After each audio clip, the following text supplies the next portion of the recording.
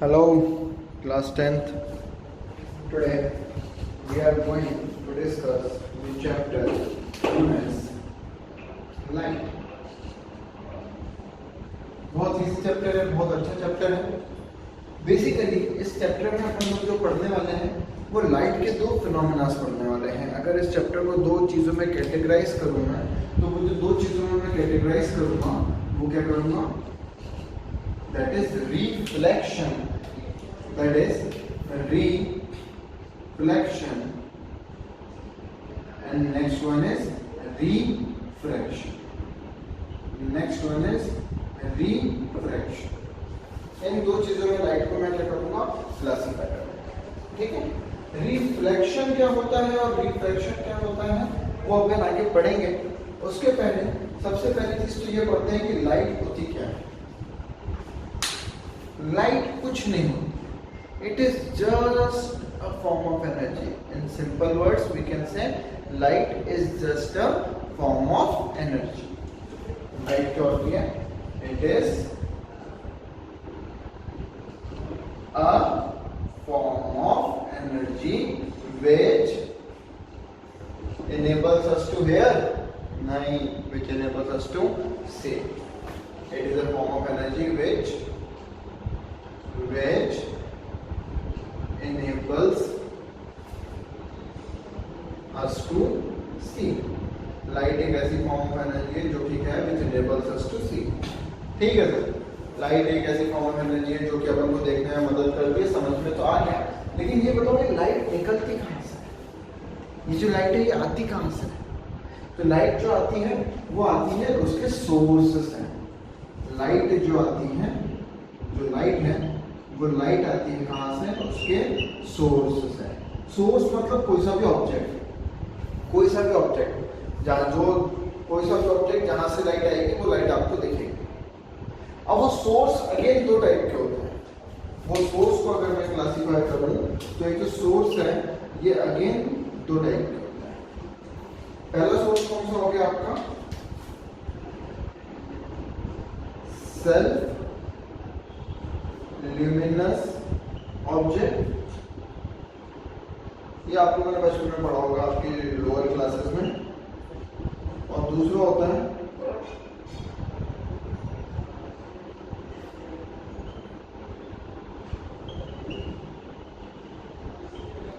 Non luminous objects. Self luminous objects क्या होते हैं? ऐसे ऑब्जेक्ट्स जिनके पास खुद की लाइट हो, ऐसे ऑब्जेक्ट्स जिनके पास खुद की लाइट हो, वो किसी और से लाइट नहीं लेते हैं, उनको आप क्या बोलते हो? Self luminous object. जैसे कि सन, बहुत अच्छा एग्जांपल है आपका। जैसे कि आपका एग्जांपल हो गया सन, या आप अपना एग्जांपल ले सकते हो स्टार। ऐसे बहुत सारे एग्जांपल्स हैं जिनके पास खुद की लाइट होती है। और नॉन ल्यूमिनस ऑब्जेक्ट्स जिनके पास खुद की लाइट नहीं होती है वो दूसरों की लाइट को रिफ्लेक्ट करते हैं। रिफ्लेक्ट करना मतलब टकरा के वापस भेजना। जैसे कि आपका हो गया क्या, कुछ भी ले लो, बहुत सारे एग्जांपल्स, टेबल हो गया, बुक हो गया, ऐसे बहुत सारे एग्जांपल। देखो कभी आप बिल्कुल एक डार्क रूम कर दो, बिल्कुल डार्क, एकदम फुल डार्क, तो उस डार्क रूम में अगर एक टेबल और बुक रखी मिलेगी, क्या आपको दिखेगी क्या? नहीं सर, नहीं दिखेगी। नहीं दिखेगी, क्यों नहीं दिखेगी? क्योंकि इनके पास खुद की लाइट नहीं है। ये जो भी आपकी रोशनी आ रही है, जो भी आपकी ट्यूबलाइट जल रही है, एलईडी जल रहा है, कोई बल्ब जल रहा है, या कोई सी भी जो भी लाइट बाहर से आ रही है, उस लाइट को ये टेबल या ये बुक क्या कर रहे हैं? रिफ्लेक्ट कर रहे हैं, टकरा के वापस भेज रहे हैं। और ये जो सेल्फ ल्यूमिनस ऑब्जेक्ट्स है, इसको अगर आप डार्क अंधेरे में भी रख दोगे ना तो भी दिखेंगे, क्योंकि ये किसी दूसरे की लाइट को रिफ्लेक्ट नहीं कर रहे हैं, इनके पास खुद की लाइट है। इनके पास खुद की लाइट है, तो खुद की लाइट है तो इसको अपन क्या बोलेंगे? ये ऑब्जेक्ट्स हो गए, जैसे सन हो गया, ये स्टार हो गया, और ये सारी चीजें, इनके पास खुद की कुछ ना कुछ लाइट है। ठीक है, तो ये हो गए सेल्फ ल्यूमिनस ऑब्जेक्ट और हो गए नॉन ल्यूमिनस ऑब्जेक्ट्स। अब सर बात ये है कि सेल्फ ल्यूमिनस ऑब्जेक्ट्स जो हैं वो ऐसे ऑब्जेक्ट जिनके पास खुद की लाइट होती है, नॉन ल्यूमिनस ऑब्जेक्ट दूसरे की लाइट को रिफ्लेक्ट करते हैं। लेकिन ये जो लाइट है, ये लाइट कैसे ट्रेवल करती है? तो सबसे पहली चीज, ये जो लाइट लाइट एनर्जी है, ये लाइट एनर्जी की एक प्रॉपर्टी होती है, ये लाइट एनर्जी हमेशा ट्रेवल करेंगे स्ट्रेट लाइन में। ये लाइट एनर्जी जो है ये हमेशा ट्रेवल करेंगे किसमें?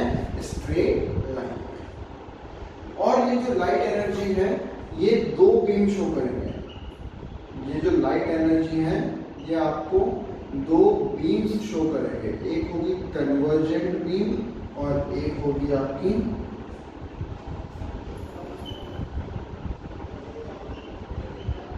Divergent beam. जो लाइट रेज है वो आपकी दो चीजें शो करेंगी, एक होगी कन्वर्जेंट बीम और एक क्या होगी आपकी डाइवर्जेंट बीम। कन्वर्ज मतलब क्या होता है? कन्वर्ज मतलब होता है कि सारी रेज एक पर्टिकुलर पॉइंट पे मीट करें, मीट एट अ पॉइंट। एक पर्टिकुलर पॉइंट पे अगर सारी रेज मीट कर रही है तो उसको बोलते हो कन्वर्ज करना, है ना। और डाइवर्ज मतलब एक पर्टिकुलर पॉइंट से सारी रेज एक दूसरे से दूर दूर चले जाए।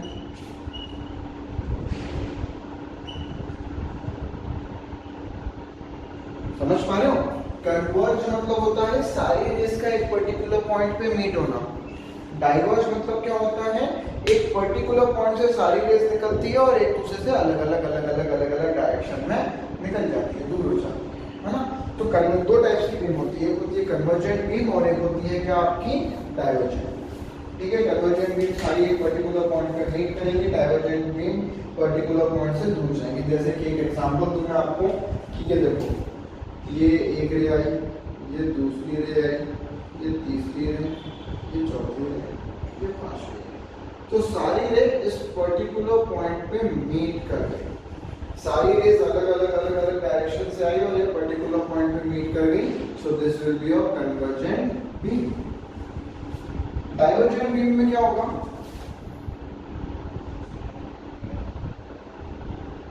एरो बना लेता हूं और आपको आसानी रहेगी। डाइवर्जेंट बीम में एक पॉइंट है, यहां से रे ऑफ लाइट आई और अलग अलग डायरेक्शन में क्या हुई? स्प्रेड हो गई। अलग अलग डायरेक्शन में क्या हो गई? स्प्रेड हो गई। तो ये क्या हो जाएगा आपका डाइवर्जेंट बीम, क्योंकि एक पर्टिकुलर पॉइंट से रेज सारे अलग अलग डायरेक्शन में स्प्रेड हुई और कन्वर्जेंट बीम में सारी रेज एक पर्टिकुलर पॉइंट पे आके मिल गई। ठीक है, तो there are two types of beam, there are two types of light rays, एक होता है कन्वर्जेंट और एक होता है डाइवर्जेंट। और तीसरा भी होता है, मैं आपको बता ही देता हूं, वो बहुत इजीली है। तीसरा होता है पैरेलल बीम। तीसरा क्या होता है आपका? Parallel beam. पैरेलल बीम में क्या होगा कि जो रेज रहेंगी वो सारी एक दूसरे के पैरेलल रहेंगी, तो इसको आप क्या बोलते हो? Parallel beam. उसको आप नाम देते हो पैरेलल बीम। तो ये क्या है? बीम ऑफ, है ना। और इसी के बेसिस पे, इन्हीं लाइट रेज के बेसिस पे आपका क्या बनता है? Loss of reflection. इन्हीं लाइट रेज के बेसिस पे आपका क्या बनता है? Loss of reflection. अगर इसमें से कोई भी कुछ नोट डाउन करना चाह रहा है तो प्लीज नोट डाउन कर दो वीडियो पॉज करके, then we will move on. ठीक है, तो इन्हीं कन्वर्जेंट बीम और पैरेलल बीम के बेसिस पे क्या आया? Laws of reflection. अरे यार सर रिफ्लेक्शन के लॉस पढ़ाने लगे, रिफ्लेक्शन तो पढ़ाओ। अरे बेटा रिफ्लेक्शन बहुत इजी है, रिफ्लेक्शन बहुत ही ज्यादा इजी है। रिफ्लेक्शन क्या होता है? Reflection is nothing but it is just a phenomena of bouncing back of light. It is just a phenomena of bouncing back of light. What is reflection? It is a phenomena of bouncing back of light, लेकिन in same medium। Medium change नहीं होना चाहिए। Medium change नहीं होना चाहिए मतलब light air से water में नहीं जाए, लाइट एयर से एयर में जाए, वाटर से आयरन में नहीं जाए लाइट, वाटर से वाटर में लाइट जाए। मीडियम जो है सेम होना चाहिए। ठीक है, और ये bouncing back of light in same medium, लेकिन कब? Bouncing back of light same medium after striking the surface। ठीक है, सरफेस से लाइट जो है टकराने के बाद अगर सेम मीडियम में वापस आती है तो उसको क्या बोलते हो, रिफ्लेक्शन। ठीक है, लाइट जो है अलग अलग मीडियम में, मतलब मीडियम में चेंज नहीं आना चाहिए कि एयर से लाइट वाटर में चली गई, वाटर से आयरन में चली गई या सॉलिड में चली गई, ऐसे मीडियम्स में चेंज नहीं आना चाहिए कि वाटर से रे ऑफ लाइट ग्लास में चली गई, एयर से रे ऑफ लाइट ग्लास में चली गई, नहीं। अगर आपका टकराने के बाद, मतलब रे ऑफ लाइट ऐसे आई और टकराने के बाद उसका मीडियम सेम है, एयर से एयर में जा रही है, वाटर से वाटर में जा रही है, ग्लास से ग्लास में जा रही है ना, तो उसको क्या बोलेंगे, रिफ्लेक्शन। रे ऑफ लाइट का टकरा के वापस आना है रिफ्लेक्शन। तो phenomena of bouncing back of light in same medium after striking the surface. ठीक है, तो अब आपको ये चीज समझ में आई। एक चीज और समझाई देता हूँ मैं आप लोगों को कि there are two types of reflection. अब आप लोग कोशिश नहीं करो तो मैं आपको समझा देता हूँ कि there are two types of reflection, regular reflection and next one is irregular reflection. Irregular reflection को आप लोग डिफ्यूज्ड रिफ्लेक्शन भी बोलते हो। इर्रेगुलर रिफ्लेक्शन को आप लोग क्या बोलते हो, डिफ्यूज्ड रिफ्लेक्शन भी बोलते हो। तो यहाँ मैं ऑब्जेक्ट करके क्या लगा देता हूँ, एक टर्म ऐड कर देता हूँ, डिफ्यूज्ड। ठीक है, रेगुलर रिफ्लेक्शन क्या होता है, रेगुलर रिफ्लेक्शन वो होता है जो स्मूथ सरफेस से हो। स्मूथ सरफेस से हो मतलब ये है आपका कोई स्मूथ सरफेस है ना, ये मैंने स्मूथ सरफेस को पॉलिश भी कर दी। रे ऑफ लाइट आई, टकराई और टकराने के बाद रिफ्लेक्ट हो गई, फिर रे ऑफ लाइट आई, फिर टकराई, फिर रिफ्लेक्ट हो गई, फिर रे ऑफ लाइट आई, फिर टकराई, फिर रिफ्लेक्ट हो गई।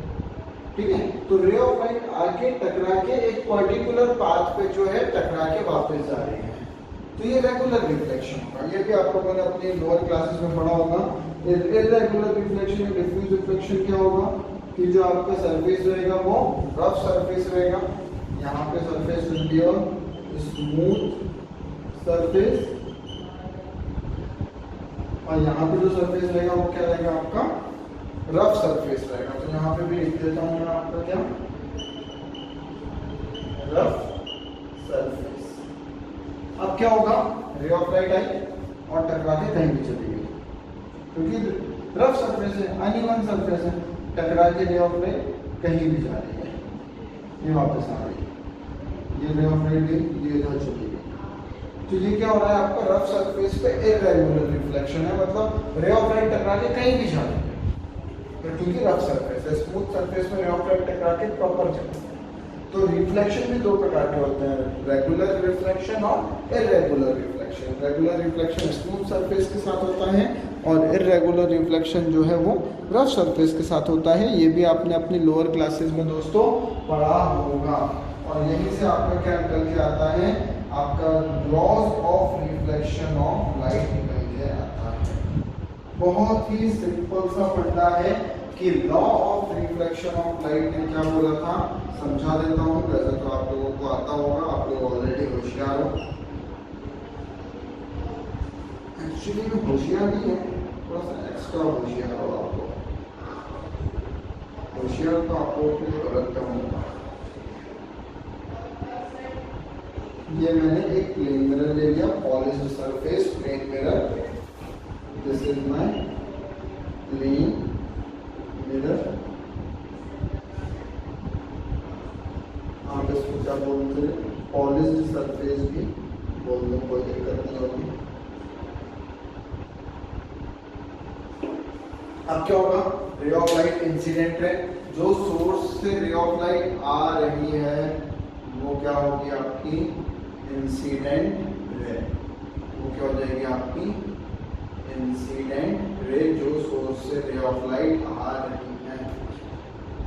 एक हो गया क्या आपका परपेंडिकुलर टू द सरफेस, ये क्या हो गई आपकी नॉर्मल रे, ये क्या हो गई आपकी नॉर्मल रे।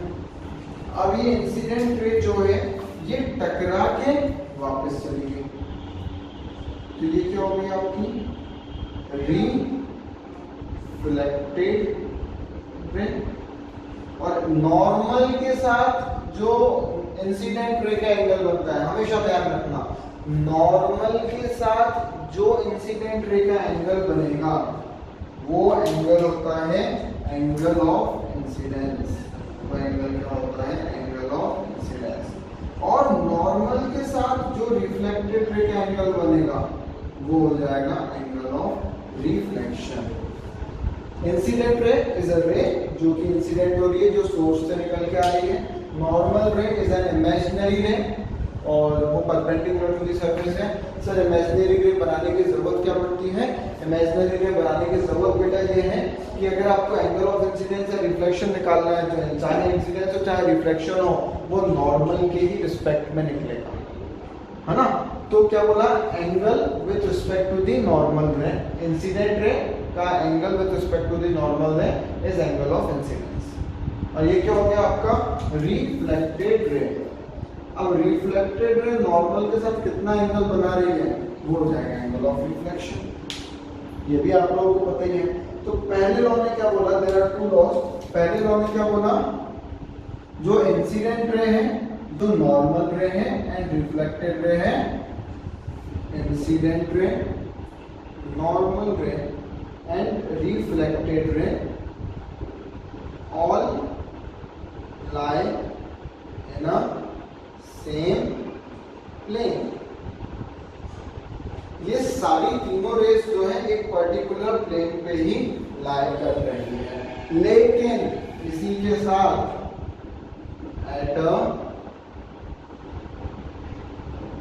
पॉइंट ऑफ इंसिडेंस, इसी के साथ साथ क्या हुआ कि ये जो रेज है ये पर्टिकुलर एक पॉइंट पे आके मिल रही है। तो नॉर्मल रे, रिफ्लेक्टेड रे एंड इंसिडेंट रे इस पर्टिकुलर पॉइंट पे आके मिल रही है। तो इस पर्टिकुलर पॉइंट को क्या बोल दोगे आप? Point of incidence. इसको क्या बोल दोगे आप? पॉइंट ऑफ इंसिडेंस, है ना। तो incident ray, normal ray, reflected रे तीनों आके एक पर्टिकुलर पॉइंट पे मिल रही है, तो इसको आप बोल दो पॉइंट ऑफ इंसिडेंस, है ना। तो देखो incident ray, normal ray, reflected ray all lie in the same plane, एक पर्टिकुलर प्लेन पे लाई कर रहे हैं, बिल्कुल सही बात है। लेकिन at a particular point of incidence, एक पर्टिकुलर पॉइंट ऑफ इंसिडेंस पे लाई कर रहे हैं। पहला लॉ ने तो ये बोला। दूसरे लॉ ने क्या बोला कि भैया दूसरा लॉ तो बहुत ही इजी था कि angle of incidence will be equal to angle of reflection. हमेशा जो आपका एंगल ऑफ इंसिडेंस रहेगा वो किसके इक्वल रहेगा? वो एंगल ऑफ रिफ्लेक्शन के इक्वल रहेगा। मतलब ये इंसिडेंट रे है और ये रिफ्लेक्टेड रे है, तो angle of incidence will always be equals to angle of reflection.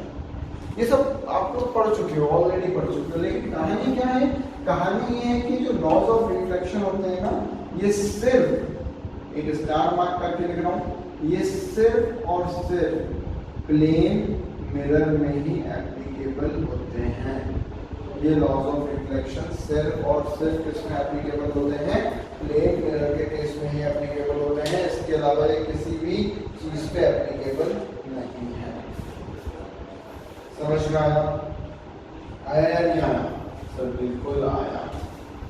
तो नोट डाउन कर लो उसको जल्दी से, इसमें से जो भी नोट डाउन करना चाह रहे हो then we will move on. Video pause करके यहाँ पे आप नोट डाउन कर सकते हो। चलो, तो हमेशा रे ऑफ लाइट आ रही है, टकरा रही है, वापस जा रही है। इससे हो क्या रहा है? इससे हो रहा है इमेज। रे ऑफ लाइट टकरा के जब भी वापस जाएगी तो क्या फॉर्म होगी? इमेज फॉर्म होगी। ठीक है, इमेज जब फॉर्म होती है तो वो जो इमेज फॉर्म हो रही है वो इमेज भी दो प्रकार की होती है। अरे यार सर क्या मजाक कर रहे हो? नहीं, मजाक नहीं कर रहा हूँ। दो प्रकार की इमेज होती है। एक होती है आपकी कौन सी? Real image. एक होती है आपकी कौन सी? Real image. और एक होती है आपकी कौन सी? Virtual image. रियल मतलब इमेज जो असली में बन रही हो तो वो होगी रियल इमेज, और वर्चुअल इमेज क्या हो? वो असली में नहीं बन रही है। वर्चुअल मतलब होता है इमेजिनरी। वर्चुअल मतलब क्या होता है, इमेजिनरी, और अगर इमेजिनरी है मतलब रेज जो है वो असली में नहीं बनेगी और रियल इमेज आपकी असली में बिल्कुल बनेगी। अगर साइंटिफिक फॉर्म में मैं आपको इसको एक्सप्लेन करना चाहूँ तो रियल इमेज क्या होती है, real image is a image जिसमें सारी रेज आफ्टर रिफ्लेक्शन असली में मीट करें। रियल इमेज क्या होती है कि जिसमें raise after reflection actually meets, असली में मिले। और वर्चुअल इमेज क्या होती है, जिसमें after reflection rays appears to meet, मतलब रेज असली में मीट नहीं करें, वो ऐसा लगे कि वो मीट कर रहे हैं। ठीक है, तो वो असली में अगर रेज कभी मीट ही नहीं करेगी तो आपकी इमेज ही फॉर्म नहीं होगी।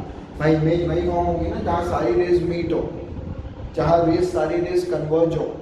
अगर रेज कन्वर्ज ही नहीं हो रही, रेज एक पर्टिकुलर पॉइंट पे मीट ही नहीं कर रही, इसका मतलब इमेज कभी बन ही नहीं सकती। और अगर इमेज नहीं बन सकती तो वो इमेज क्या है, वर्चुअल। और रियल इमेज क्या है आपकी, रेज जिसमें रेज असली में कन्वर्ज हो, असली में एक पर्टिकुलर पॉइंट पे आके मीट करे, तो वो रेज क्या है आपकी, रियल, है ना। चलो, तो कुछ कैरेक्टरिस्टिक्स होती है प्लेन मिरर की। अभी हम लोग प्लेन मिरर डिस्कस कर रहे हैं, तो प्लेन मिरर की कुछ कैरेक्टरिस्टिक्स होती हैं। और वो कैरेक्टरिस्टिक्स क्या होती हैं, सबसे पहली कैरेक्टरिस्टिक्स है कि प्लेन मिरर जो है वो virtual and erect image form करेगा। मैं यहाँ पर लिख देता हूँ,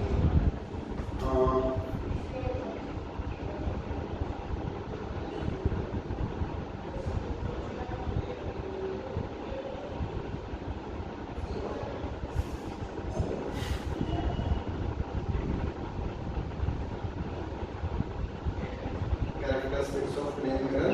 पहली कैरेक्टरिस्टिक्स क्या है कि वो virtual and erect image form करेगा, साथ में सेम साइज की इमेज फॉर्म करेगा, सेम साइज एज ऑब्जेक्ट की इमेज फॉर्म करेगा। वर्चुअल एंड इरेक्ट, इरेक्ट मतलब होता है अपवर्ड्स या फिर एकदम स्ट्रेट। ठीक है, इरेक्ट मतलब क्या होता है, एकदम अप स्ट्रेट, मतलब एकदम सीधा ऊपर की तरफ। इरेक्ट मतलब सीधी इमेज, इरेक्ट मतलब सीधी इमेज। और वर्चुअल मतलब इमेजिनरी। तो प्लेन मिरर में जो आपकी इमेज बनेगी वो बनेगी वर्चुअल एंड इरेक्ट, और जितने साइज का ऑब्जेक्ट है उतने ही साइज की इमेज बनेगी। वर्चुअल इमेज इसलिए बनती है क्योंकि जो इमेज बनती है that is far behind the mirror. अब sir far behind the mirror का क्या मतलब है, तो ये है आपकी सेकंड कैरेक्टरिस्टिक। अभी समझाता हूँ, image form is far behind the mirror. ठीक है, तो फार बिहाइंड द मिरर मतलब असली में क्या होता है, असली में कोई मिरर है, असली में मेरे सामने मिरर है, मैं मिरर को देख रहा हूँ, क्या मिरर पे इमेज बन रही है, नहीं। मिरर आपकी जो रेज ऑफ लाइट है वो आप ही को रिफ्लेक्ट बैक कर रहा है।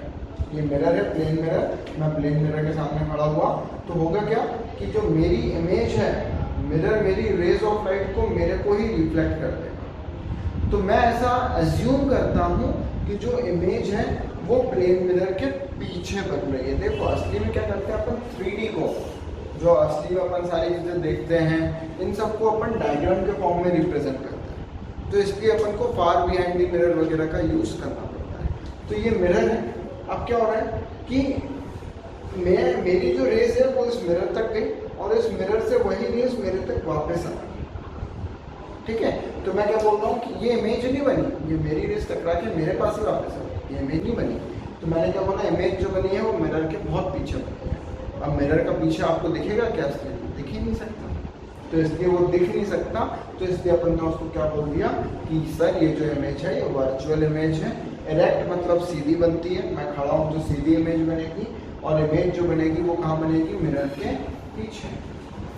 ठीक है। और जो थर्ड पॉइंट है, जो थर्ड कैरेक्टरिस्टिक है वो है कि जो इमेज है वो क्या है, इन्वर्टेड है।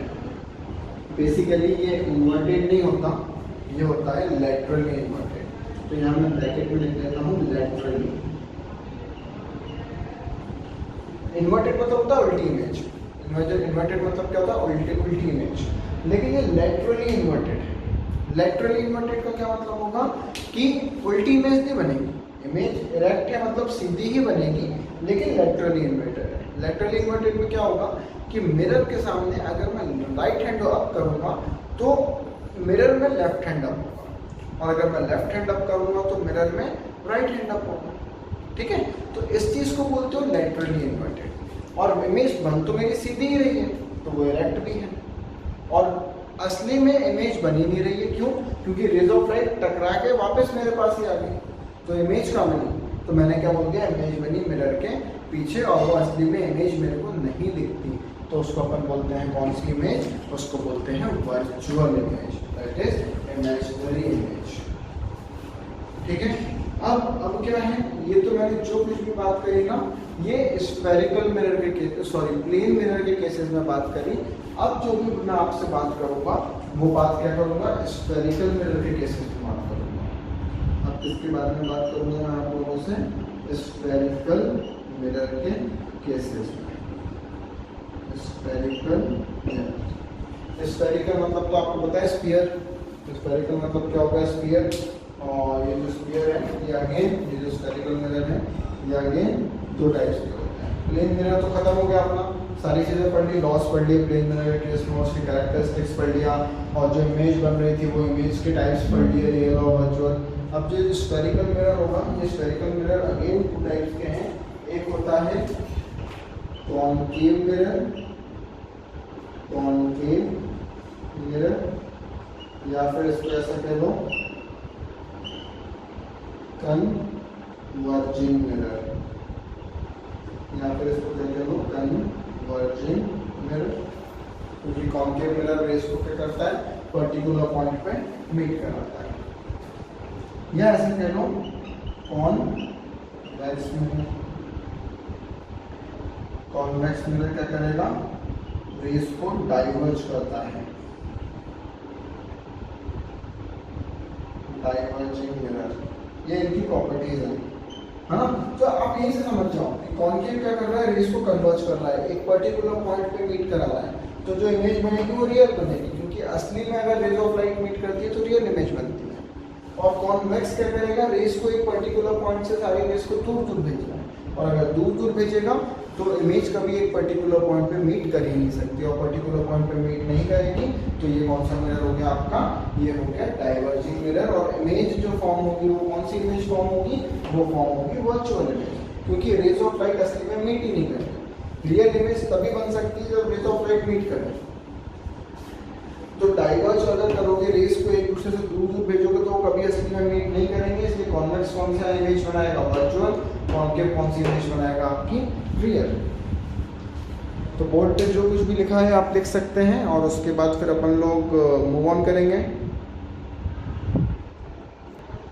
चलो, तो ये कॉनकेव और कॉन्वेक्स मिरर जो है ये स्फेरिकल मिरर्स में आते हैं। लेकिन आप लोग ये सोचोगे कि ये स्फेरिकल मिरर्स में सर आते क्यों हैं, ये स्फेरिकल मिरर्स में क्यों आते हैं? तो इसलिए आते हैं क्योंकि ये concave and convex are just a part of sphere. कैसे पार्ट ऑफ स्फीयर? जैसे कॉनकेव बनाओ, कॉनकेव मतलब ये क्या हो जाएगा, जो बाहर वाला पार्ट है that part will be a polished surface, that part will be a polished surface. और ये जो केव है, केव मतलब होता है घुसा हुआ, ठीक है। तो ये जो केव है, ये केव विल बी कॉनकेव मिरर, जिसमें केव वाला पार्ट रिफ्लेक्टिंग सरफेस हो। अगर इसका मैं सर्कल बनाऊं तो क्या होगा कि यहाँ से ये पूरा का पूरा एक स्फीयर कंप्लीट करेगा। देखो ये ऐसे इसने स्फीयर कंप्लीट किया ना, तो ये क्या हो गया, स्फीयर हो गया। सो ये क्या हुआ, it is a concave mirror, क्योंकि this from this point A to this point B, this point A to this point B क्या है आपका, एक कॉन्केव मिरर है, और ये पूरा का पूरा एक स्फीयर का एक छोटा सा रिफ्लेक्टिंग पार्ट है। कॉन्वेक्स में क्या होगा, कॉन्वेक्स में भी यही चीज होगी, ये मिरर ऐसा, लेकिन जो अंदर वाला पार्ट है वो पॉलिश्ड हो जाएगा, और ये जो बाहर वाला पार्ट है that will be your reflecting surface, है ना। अब ये भी स्फेरिकल मिरर्स में क्यों है, क्योंकि this is also from this point A to this point B, this is also a part of sphere. कैसे, क्योंकि ये भी आपका एक सर्कल कंप्लीट कर देगा, ये भी आपका एक सर्कल क्या कर देगा, कंप्लीट कर देगा। तो this concave and convex mirror are the part of the sphere, इसलिए अपन इसको स्फेरिकल मिरर में कंसीडर करते हैं। कुछ चीजें होती है जो मैं आपको बताना चाहूंगा। सबसे पहले ये जो पार्ट है ए से बी, इसके सेंटर पॉइंट, इसके सेंटर पॉइंट से एक रे पास होगी, इमेजिनरी है ये, क्योंकि असली में जो हो रहा है अपन उसको डायग्राम फॉर्म में रिप्रेजेंट कर रहे हैं, इसलिए ये सारी चीजें जो है इमेजिनरी है। लेकिन ये इमेजिनरी से अपन सारी चीजें कंक्लूड कर सकते हैं कि इमेज कब, कैसे, कहाँ, क्यों फॉर्म होती है। तो इस पर्टिकुलर मिड पॉइंट से एक रे पास होगी, और इस रे को आप क्या बोलते हो, प्रिंसिपल एक्सेस, प्रिंसिपल एक्सेस, ठीक है। अब ये पूरे स्फीयर का जो सेंटर पार्ट है, इस पूरे स्फीयर का जो सेंटर पार्ट है वो क्या हो जाएगा, सेंटर ऑफ कर्वेचर। और ये इस सेंटर ऑफ कर्वेचर से अगर आप बनाओगे तो ये पूरा स्फीयर कंप्लीट हो जाएगा। तो ये जो बीच वाला पॉइंट है इसको आप क्या बोल देते हो, सेंटर ऑफ कर्वेचर। ऑब्वियस सी बात है कि अगर ये स्फीयर है और सेंटर से लेके यहाँ तक की डिस्टेंस के बारे में मैं बात करूँ तो ये रेडियस ही होगी, तो ये क्या हो जाएगा आपका, रेडियस ऑफ कर्वेचर।